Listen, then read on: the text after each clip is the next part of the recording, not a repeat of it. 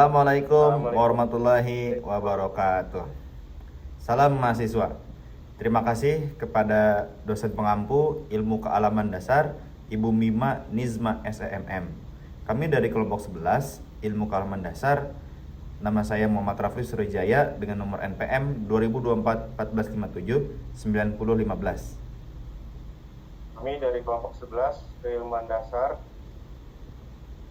dengan nama Pak Rizal Kasyafandi dengan nomor MPM 2024 14500 Materi yang kami akan sampaikan yaitu yang pertama konsep unsur-unsur interaksi antar komponen, area energi dan materi ekosistem.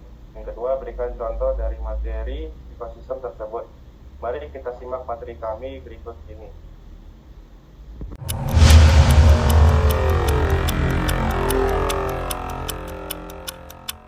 Pengertian ekosistem.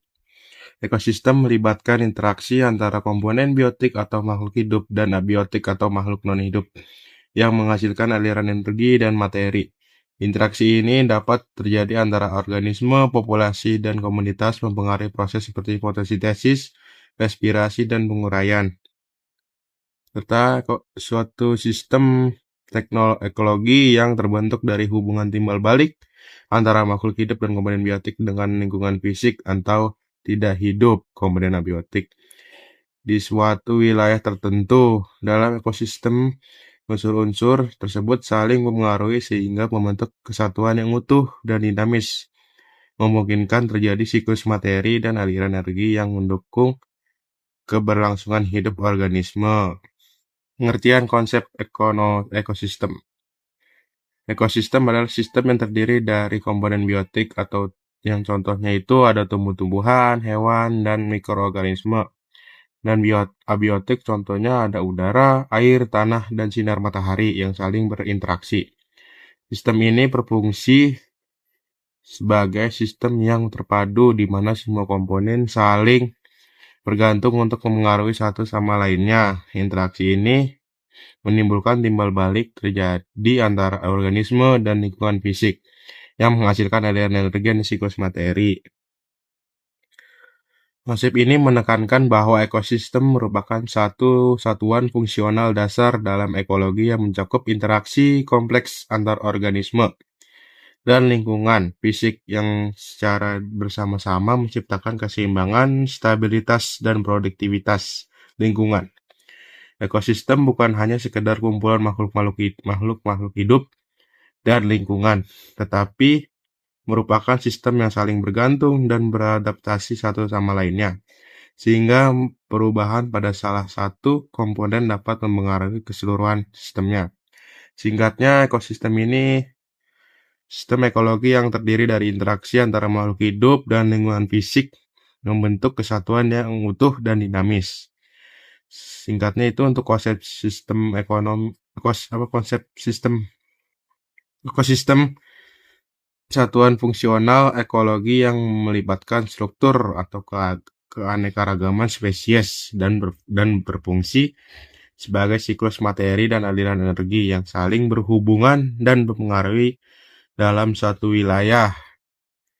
Ahli seperti Agi Tesli dan Odum juga menegaskan bahwa ekosistem adalah unit ekologi yang memiliki struktur dan fungsi yang kompleks yang saling mempengaruhi dalam siklus materi dan energi. Unsur-unsur ekosistem. Unsur-unsur ekosistem ini terdiri menjadi dua bagian, yaitu komponen biotik dan komponen abiotik. Komponen biotik itu terdiri dari beberapa unsur, yaitu produsen, konsumen, dan dekomposer. Produsen yaitu tumbuhan yang melakukan fotosintesis untuk menghasilkan makanannya sendiri. Adapun konsumen yaitu makhluk hidup yang memperoleh makanan dari makhluk hidup lainnya. Dekomposer yaitu organisme yang menguraikan bahan organik mati menjadi senyawa anorganik. Adapun komponen abiotik, udara, air, tanah ini menjadi komponen fisik yang penting untuk kelangsungan hidup organisme. Adapun sinar matahari menjadi sumber energi utama bagi ekosistem.